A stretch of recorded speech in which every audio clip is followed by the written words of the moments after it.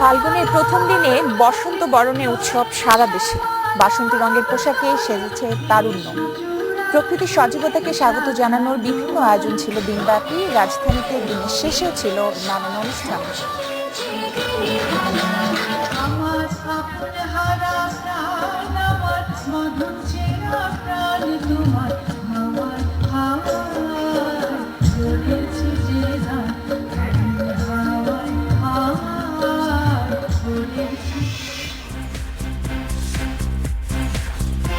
এক ঘন্টা আপনাদের সঙ্গে আছে আমি খালেদ মুহিউদ্দিন। সবশেষে খবর, আলোচনা, বিশ্লেষণ নিয়ে থাকছি কাজী মোহাম্মদ। খেলার আনন্দ হতাশার খবর নিয়ে থাকছে অনুপম দেব।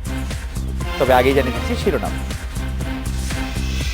ঢাকা বোর্ডে এসএসসির 4 পরীক্ষার প্রশ্ন ফাঁসের অভিযোগ, শিক্ষা মন্ত্রণালয়ের ভূমিকায় ক্ষোভ।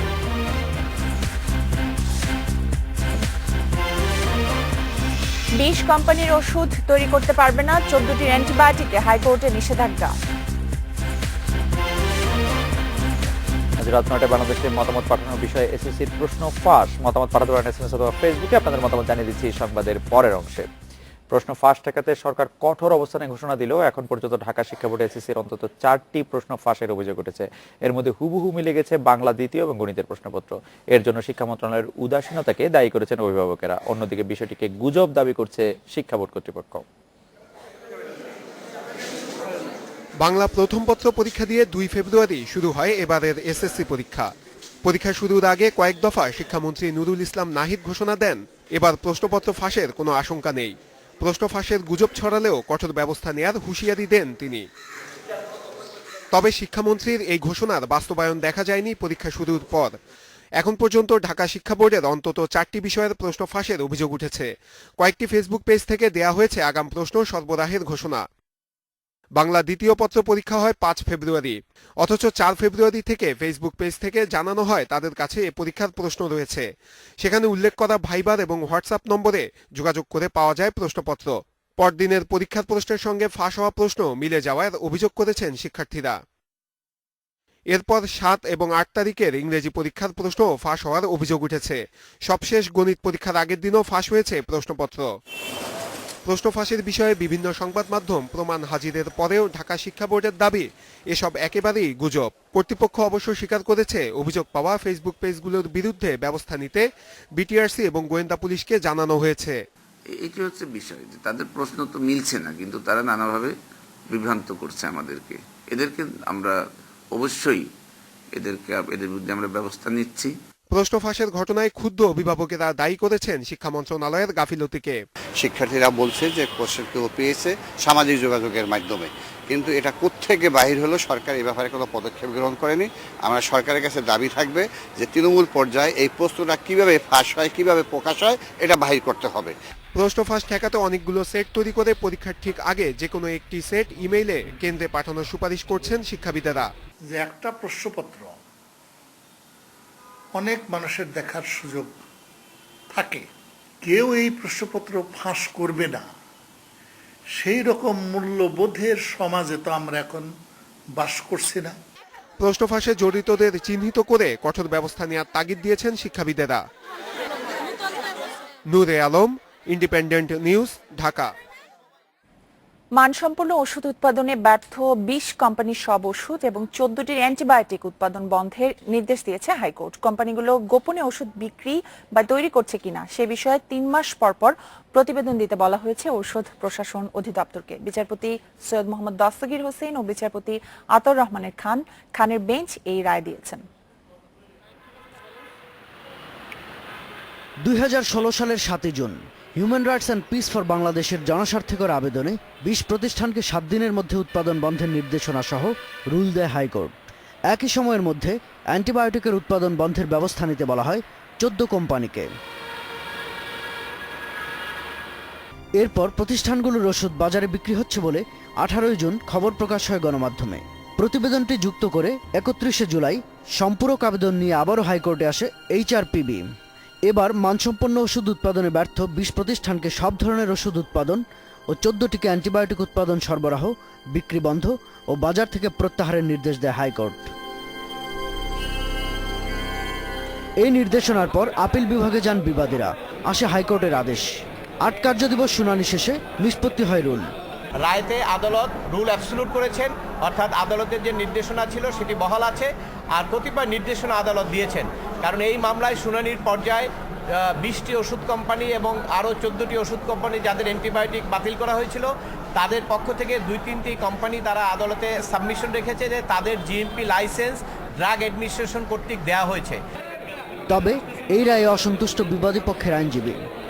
তারা তাদের মন গড়া মতো একটা রিপোর্ট তৈরি করেছে, ওই রিপোর্টের উপর ভিত্তি করে আমাদের এই কোম্পানিগুলির লাইসেন্স ক্যান্সেল করার জন্য তারা বলেছে। আমরা এই রায়ে খুব সংক্ষুব্ধ, আমরা এই রায়ের বিরুদ্ধে উচ্চ আদালতে আমরা আপিল করব। এসব কোম্পানি গোপনে ওষুধ তৈরি বা বিক্রি করছে কিনা এ নিয়ে 3 মাস পর পর প্রতিবেদন দিতে বলা হয়েছে ঔষধ প্রশাসন অধিদপ্তরের মহাপরিচালককে।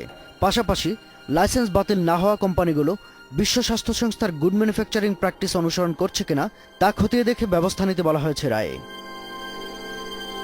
Shahadat Hossain, independent news, Dhaka. গত বছর জুনে হাইকোর্ট সম্ভবত 34টি কোম্পানি 7 জুন 20টি কোম্পানিকে 7 দিনের মধ্যে ওষুধ বন্ধের নির্দেশ দিয়েছিল এবং 14টি কোম্পানিকে একই সময়ের মধ্যে অ্যান্টিবায়োটিক উৎপাদন বন্ধে ব্যবস্থা নিতে বলা হয়েছিল। কিন্তু এতদিন পর্যন্ত তারা আসলে ওষুধ বাজারে চলছেই, তারা উৎপাদন করে গেছে এবং তারা অ্যান্টিবায়োটিক উৎপাদন যে বন্ধের নির্দেশ এবং মানসম্পন্ন ওষুধ উৎপাদনে ব্যর্থ যে কোম্পানিগুলিকে সেগুলিকে বলা হয়েছিল যে 20টি কোম্পানির কথা বলছিলেন আপনি, 20টি কোম্পানিকে যে বলা হয়েছিল যে তোমরা ওষুধ উৎপাদন করবে না, তারা ওষুধ উৎপাদন করেই যাচ্ছিল, যেটি একটি খুবই মানে এর মধ্যে আপনি খেয়াল করলে দেখবেন এর মধ্যে রিড ফার্মাসিউটিক্যালস আছে এবং রিড অনেকগুলোই ভালো যেগুলো আমরা তারা না হয় উৎপাদন করছে, যারা মানে এগুলোকে আসলে ফার্মাসিউটিক্যাল যারা বিক্রি করে তারা কি জানে না যে কোন কোন কোম্পানির ওষুধকে নিষিদ্ধ করা হয়েছে, আমি ওষুধগুলো কিনতে পারবো না? আসলে কিছু যায় আসে তাদের বিক্রিটা দিয়ে কথা, তাদের কিছু যায় আসে। তারা হচ্ছে যে মানসম্পন্ন ওষুধ কোম্পানিগুলি থেকে তারা কমিশন পান হচ্ছে 5 থেকে 15%, আর যেগুলি মানহীন ওষুধ কোম্পানি সেখান থেকে তারা ওষুধ বিক্রি করার ক্ষেত্রে 60% পর্যন্ত মানে 60% পর্যন্ত তারা কমিশন পান। তাদের অনেক কিছু যায় আসে, তাদের নগদ টাকার তাদের একটা রোজগার, স্বাস্থ্য বা সুরক্ষা বা যাই বলি সেগুলোতে কিছু যায় আসে না। আমি দেখছিলাম যে আমাদের আইনজীবী খুবই বিখ্যাত সব আইনজীবীরা এই ওষুধ কোম্পানিগুলোর পক্ষে আদালতে শুনানিতে অংশ নিয়েছেন, সিনিয়র আইনজীবী, বিখ্যাত আইনজীবীরা আছেন সেগুলিতে।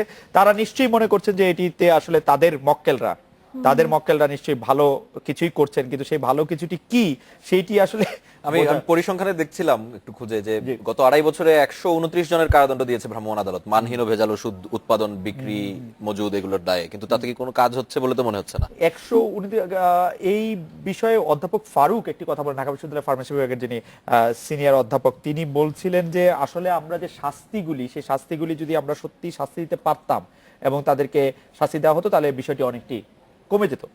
স্পেশাল পিপি যিনি আছেন ড্রাগ কোর্টের, তিনি কিন্তু বলছেন যে গত বছর তার শাস্তি দেওয়ার হার হচ্ছে 99% শতকরা, শাস্তিটা নিশ্চিত হচ্ছে না, শতকরা 99% তার কাছে যে মামলা আসছে সেই মামলাগুলিতে শাস্তি হয়েছে, কিন্তু মামলাই আসছে আসলে অনেক কম।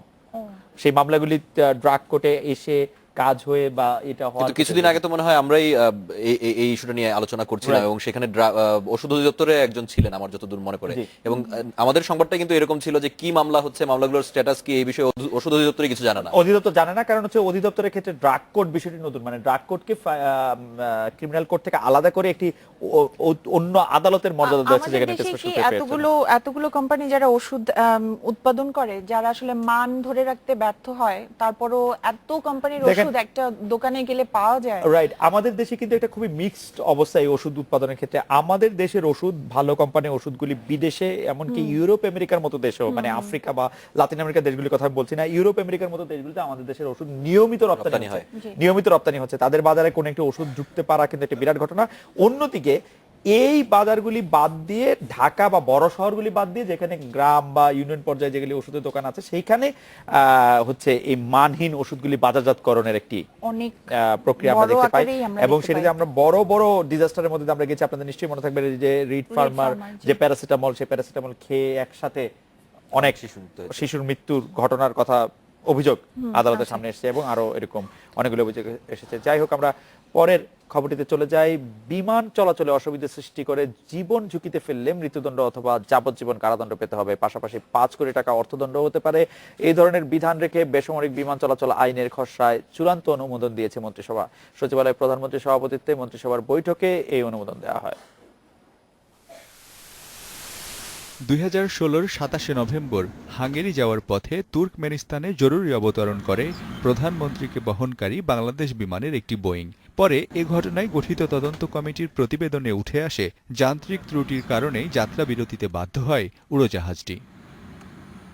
এ ঘটনায় তীব্র সমালোচনার মুখে পড়ে বাংলাদেশ বিমান ও সংশ্লিষ্ট মন্ত্রণালয়। আর এর অল্প দিনের মধ্যেই বেসামরিক বিমান চলাচল আইনের খসড়ায় চূড়ান্ত অনুমোদন দিল মন্ত্রিসভা। যেটা বলছে, যদি কোনো ব্যক্তি ইচ্ছাকৃতভাবে অথবা বেপরোয়াভাবে এইরূপ কোনো কার্য করেন যাহাতে নির্বিঘ্নভাবে বিমান পরিচালনায় অসুবিধার সৃষ্টি হয় এবং উহা দ্বারা কোনো মানুষের জীবন ঝুঁকির সম্মুখীন হয়, তাহা হইলে উহা হইবে একটি অপরাধ এবং তোর জন্য মৃত্যুদণ্ড অথবা যাবজ্জীবন কারাদণ্ড এবং অনধিক 5 কোটি টাকা অর্থদণ্ডে দণ্ডিত হবে। এছাড়া নেভিগেশনে আলোর ব্যবহার ও সংকেতে অনিয়ম হলে যাবজ্জীবন কারাদণ্ড, 5 কোটি টাকা অর্থদণ্ড বা উভয় দণ্ডের বিধান রাখা হয়েছে আইনের খসড়ায়। তবে প্রধানমন্ত্রীর বিমানে সৃষ্ট ত্রুটির সঙ্গে এর কোনো সম্পর্ক নেই বলে জানিয়েছেন মন্ত্রিপরিষদ সচিব। মানে আইকাওর কিছু প্রভিশন অ্যাকোমোডেট করার জন্য এখানে কিছু নতুন সংযোজন করা হয়েছে, মানে আন্তর্জাতিক মান নিয়ে আসার জন্য আইনের মধ্যে ছিল। বাংলাদেশের আকাশসীমা লঙ্ঘনে সর্বোচ্চ 7 বছরের কারাদণ্ড এবং বিপজ্জনক পণ্য পরিবহনেও শাস্তির বিধান থাকছে সংশোধিত বেসামরিক বিমান চলাচল আইনে। Mizanur Rahman, independent news, Dhaka. অধস্তন আদালতের বিচারকের শৃঙ্খলাবিধির গেজেট 27 ফেব্রুয়ারির মধ্যে প্রকাশের নির্দেশ দিয়েছে আপিল বিভাগ। রোববার রাষ্ট্রপক্ষের সময় আবেদনের পর এর কারণ লিখিতভাবে জানানোর নির্দেশ দিয়েছে সর্বোচ্চ আদালত। এরপর আজ সকালে আবেদন জমার পর গেজেট প্রকাশের সময় বেঁধে দেওয়া হয়েছে। 1999 সালে মাস্টার হোসেন মামলার রায়ে বিচার বিভাগ পৃথককরণে 12 দফা নির্দেশনা দেয় আদালত। সে রায়ে অধস্তন আদালতের বিচারকদের শৃঙ্খলা বিধিমালা প্রণয়নের নির্দেশনাও ছিল। 2015 সালে এর খসড়া তৈরি করে আইন মন্ত্রণালয়। পরে বিধিমালাটি সংশোধন করে দেয় সুপ্রিম কোর্ট। এরপর রাষ্ট্রপতি মোহাম্মদ আব্দুল হামিদ এক বিবৃতিতে জানান, এই ধরনের গেজেট প্রকাশের প্রয়োজন নেই, কিন্তু সুপ্রিম কোর্ট বলছে গেজেটের প্রয়োজন আছে। পরিকল্পনা অনুযায়ী নির্ধারিত সময়ে পদ্মা সেতু নির্মাণ হলে দেশের জিডিপির প্রবৃদ্ধি এখন 8 থেকে 9% হতো। এশীয় উন্নয়ন ব্যাংক এডিবির এই বিশ্লেষণ জানিয়েছেন মন্ত্রিপরিষদ সচিব মোহাম্মদ শফিউল আলম। মন্ত্রিসভার বৈঠক শেষে তিনি সাংবাদিকদের এই কথা জানান। বৈঠকে নিজস্ব অর্থায়নে পদ্মা সেতুর কাজ চালিয়ে নেয় প্রধানমন্ত্রী শেখ হাসিনাকে অভিনন্দন জানান মন্ত্রীরা। 2013 সালে পদ্মা সেতু প্রকল্পে দুর্নীতি চেষ্টার অভিযোগ তুলে অর্থায়ন বন্ধের ঘোষণা দেয় বিশ্বব্যাংক। এতে প্রকল্পটি বাস্তবায়নে সাময়িক অনিশ্চয়তা তৈরি হয়। আন্তর্জাতিক পরিমণ্ডলে সংকটের মুখে পড়ে দেশের ভাবমূর্তি। সেতু প্রকল্পের সঙ্গে ছিল কানাডার প্রতিষ্ঠান এসএনসি লাভালিন। 10 ফেব্রুয়ারি কানাডার একটি আদালত পদ্মা সেতু প্রকল্পে দুর্নীতি চেষ্টার অভিযোগ খারিজ করে 3 অভিযুক্তকে খালাস দেন। পূর্ণাঙ্গ রায়ে এ অভিযোগকে গালগল্প ও গুজব বলে অভিহিত করেন বিচারক। এ রায়ে পুনরুদ্ধার হয় সরকারের ভাবমূর্তি। বিশ্বব্যাংক অর্থায়ন বন্ধ করলেও নিজস্ব অর্থায়নে সেতু প্রকল্প চালিয়ে যাচ্ছে সরকার। এজন্য সোমবার মন্ত্রিসভার বৈঠকে প্রধানমন্ত্রীকে অভিনন্দন জানান মন্ত্রিসভার সদস্যরা। মাননীয় প্রধানমন্ত্রীর ওই পূর্ণ অবস্থানটা যে ওনার একটা চ্যালেঞ্জ ছিল যে বিশ্বব্যাংক যেহেতু এই অভিযোগটা এনেছে তাদেরই প্রমাণ করতে হবে যে আমরা কোনো দুর্নীতি করেছি, এবং আমরা প্রমাণ করেছি যে আমরা কোনো দুর্নীতি করিনি। এটা হলো মূল বক্তব্য। মন্ত্রিপরিষদ মনে করেন সঠিক সময়ে পদ্মা সেতুর কাজ শুরু না হওয়ায় দেশের অনেক ক্ষতি হয়েছে। আমাদের তো এখন 7.1% আশেপাশেই থাকে। যদি পদ্মা সেতু আরো আগে হতো তাহলে আমাদের প্রতি বছর 1.2 হিসেবে ধরেন আমাদের 8-9% গ্রোথ হতো। এই গ্রোথটা আমাদের থেমে গেছে, কমে গেছে। তবে বিশ্বব্যাংকের বিরুদ্ধে কোনো ব্যবস্থা নেওয়া হবে কিনা এমন প্রশ্নের জবাবে মন্ত্রিপরিষদ সচিব জানান, এ বিষয় নিয়ে আলোচনা হয়নি মন্ত্রিসভায়। Mizanur Rahman, independent news, Dhaka. একটি বিরতি নিচ্ছে।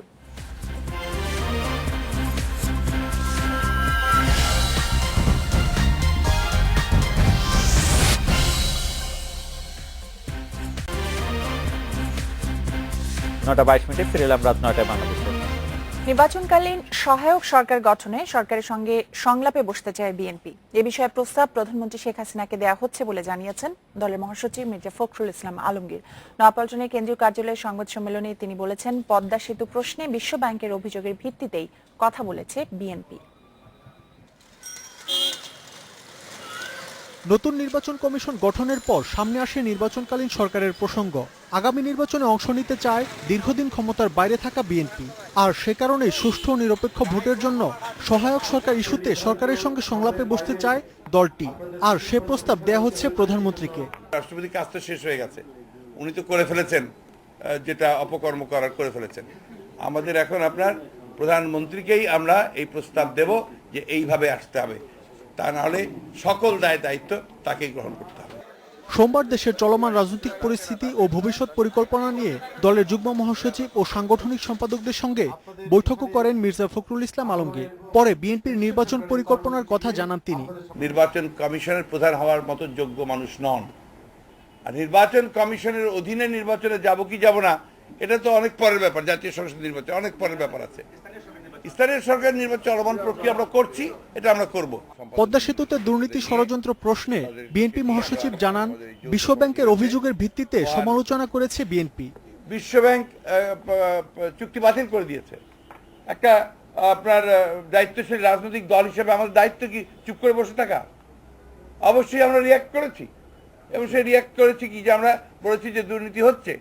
আর দুর্নীতি শুধু পদ্মা সেতু হচ্ছে না, সারা বাংলাদেশের দুর্নীতির লহরী বয়ে গেছে। এছাড়া আন্তর্জাতিক মাতৃভাষা দিবসে বিএনপির নানা কর্মসূচি ঘোষণা করেন মির্জা ফখরুল। বেগম খালেদা জিয়া কেন্দ্রীয় শহীদ মিনারে শ্রদ্ধার্ঘ্য নিবেদন করবেন। 12টা 1 মিনিটের সভা ছিল। মাহমুদ শরীফ, ইন্ডিপেন্ডেন্ট নিউজ, ঢাকা। খেলাধুলার খবরের জন্য চলে যাচ্ছে অনুপম আপনার কাছে। খালেদ, নারীদের ক্রিকেটের খবর জানাই, পুরুষদেরটা বাদ দিয়ে। নারীরা আজকে স্কটল্যান্ড পাকিস্তানের কাছে হেরে গেছে এবং সেই কারণে বাংলাদেশ সুপার 6-এ উঠতে পেরেছে বাছাই পর্বের। যে কারণেই হোক বাংলাদেশের প্রথম টার্গেট ছিল সুপার 6 হ্যাঁ, সেটা ফুলফিল হয়েছে এবং সেটা তো আগেই হয়েছে মনে হয়। আজকে সেটা নিশ্চিত হলো। আচ্ছা, স্কটল্যান্ড হারার মধ্য দিয়ে, এবং শেষ 4-এ যেতে পারে কিনা বাংলাদেশ সেটাই এখন দেখার বিষয়। সেই খবরগুলো জানিয়ে দেবো। তার আগে একটা ছোট বিরতি নিচ্ছি, ফিরে এসে যা থাকছে। শেখ কামাল ক্লাব কাপের ড্র, একই গ্রুপে চট্টগ্রাম আবাহনী ও মোহামেডান, কঠিন গ্রুপে ঢাকা আবাহনী।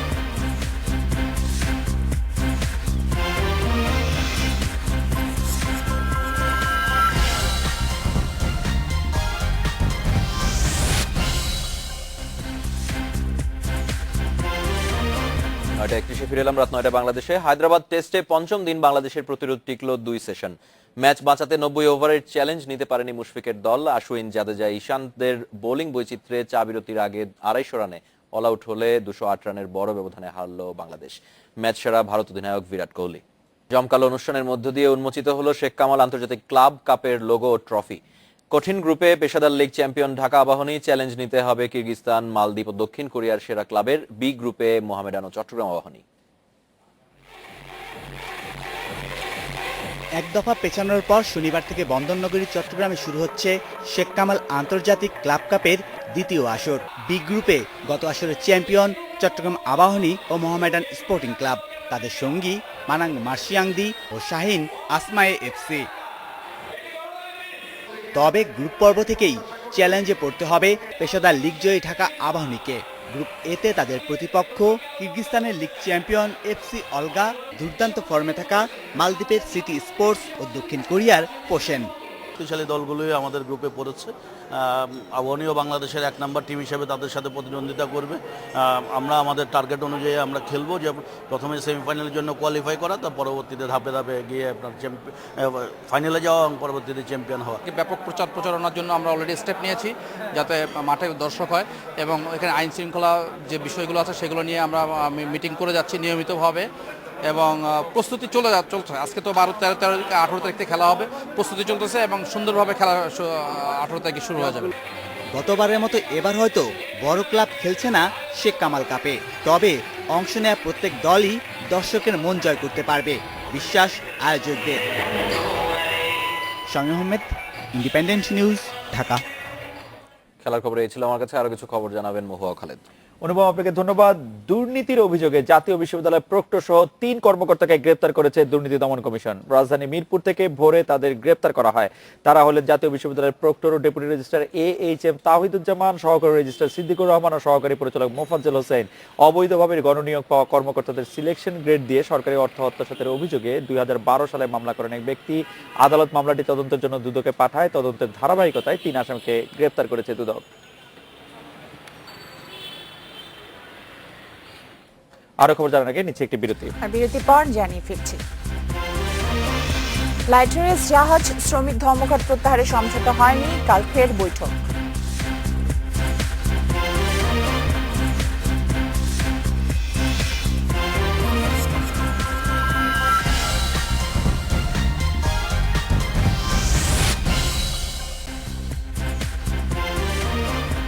রাত 9:47 আমরা ফিরলাম। বর্ধিত বেতন পরিশোধের দাবিতে তৃতীয় দিনেও কর্মবিরতি প্রত্যাহার করেনি লাইটারের জাহাজ শ্রমিকরা। সমস্যা সমাধানে বিকেলে বৈঠকে বসার কথা থাকলেও মালিকপক্ষ না আসায় তা হয়নি। তবে মঙ্গলবার সকালে শ্রম মন্ত্রণালয়ের জাহাজ মালিক, শ্রমিক ও সরকারের প্রতিনিধিদের বৈঠকে সিদ্ধান্ত হয়েছে বলে জানান লাইটারের শ্রমিক ইউনিয়নের নেতারা। গত শনিবার থেকে চলছে এই কর্মবিরতি। এর কারণে চট্টগ্রাম বন্দরের বহির্নোঙরে জাহাজ থেকে খালাস করা যাচ্ছে না 15 লাখ টন পণ্য। পাশাপাশি প্রায় 1,20,000 টন পণ্য আটকে পড়েছে 16টি ঘাটের 64টি জাহাজে।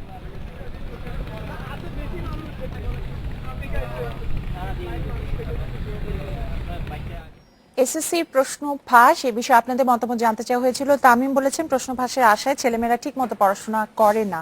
মিম বলছেন সরকারের উচিত এসব প্রশ্ন ফাঁসকারীকে খুঁজে বের করে যথাযথ শাস্তি দেয়া। কামাল বলছেন প্রশ্ন ফাঁসের কারণে দেশের শিক্ষা ব্যবস্থার অবনতি হচ্ছে। আর রকিবুল বলছেন যারা প্রশ্ন ফাঁসে জড়িত তারা বাংলার শত্রু, এদের চিহ্নিত করে দ্রুত বিচার করা হোক। সাকিব বলছেন প্রশ্ন ফাঁস বন্ধে দ্রুত উদ্যোগ নিন এবং জড়িতদের কঠোর শাস্তির ব্যবস্থা করুন। রাজীব বলছেন প্রশ্ন ফাঁস শিক্ষা ব্যবস্থার জন্য বিরাট হুমকি, এজন্য উপযোগী আইন ও ব্যবস্থা গ্রহণ করা প্রয়োজন। সজীব বলছেন আমি মনে করি প্রশ্ন ফাঁস শিক্ষামন্ত্রীর চরম ব্যর্থতা, তাই মন্ত্রীর পদত্যাগ দাবি করছি। নীরব বলছেন ফাঁস হওয়া প্রশ্নপত্রের জন্য ছাত্রছাত্রীদের ভবিষ্যৎ এবং শিক্ষা ব্যবস্থা নষ্ট হচ্ছে। আজিজ বলছেন প্রশ্ন তৈরিতে জড়িতদের মধ্যে কেউ না কেউ প্রশ্ন ফাঁস করছেন, তাদের নজরদারিতে রাখা উচিত। রাশেদা বলছেন সরকারের কাছে অনুরোধ প্রশ্ন ফাঁস রোধে সঠিক পদক্ষেপ নিয়ে দেশ ও জাতিকে রক্ষা করুন। আমার মনে হয় যে দর্শকরা অনেকগুলি বিষয় আসলে কভার করেছেন, কিন্তু আমি যেটি বলতে চাই যে প্রশ্ন ফাঁস হলেও তা নিয়ে যেন আসলে শিক্ষার্থীরা খুব বেশি বিচলিত না হন, অভিভাবকরা যেন সাহায্য না করেন যে তাদেরকে ফাঁস করা প্রশ্ন না কিনতে।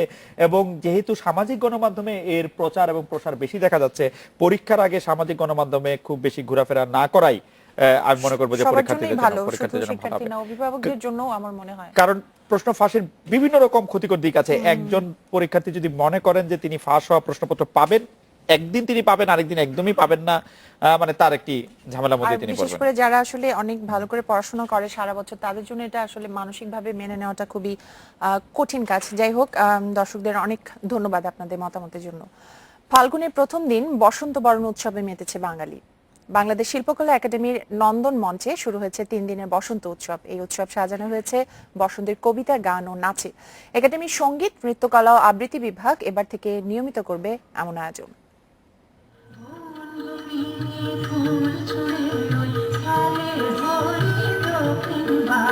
বিপুল ঐশ্বর্য নিয়ে এসেছে ঋতুরাজ বসন্ত। পলাশে কিংশুকে ভরা প্রকৃতির মতো শিল্পকলার নন্দন মঞ্চেও সেই রং ছড়িয়ে দিলেন শর্মিলী বন্দ্যোপাধ্যায়।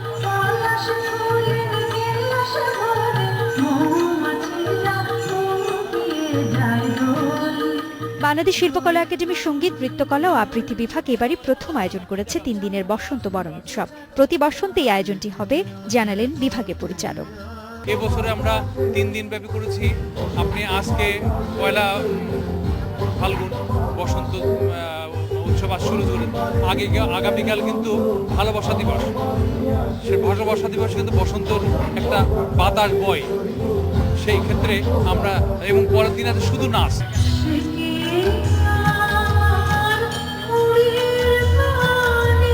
বসন্ত বরণ উৎসবের প্রথম দিনে অদিতি মহসিন ছাড়াও খায়রুল আলম শাকিল, ইয়াসমিন মুশতারির মতো প্রতিষ্ঠিত শিল্পীরা সঙ্গীত পরিবেশন করেন। বসন্ত একটা বাতাস, যেন আমাদের প্রশান্তির বাতাস, রঙিন একটা বর্ণিল একটা দিন। এত সুন্দর আমরা আয়োজন করি এবং গান করি, এটা একটা বিরাট পাওয়া বসন্ত। 3রা ফাল্গুন পর্যন্ত প্রতিদিন বিকেল 5টা থেকে শুরু হবে বসন্ত বরণের এই আয়োজন। দেশের বরেণ্য শিল্পীদের নৃত্য, সঙ্গীত ও আবৃত্তি পরিবেশনে সাজানো হয়েছে বাকি 2 দিনের আয়োজন। তাবিন শবনম, ইন্ডিপেন্ডেন্ট নিউজ, ঢাকা।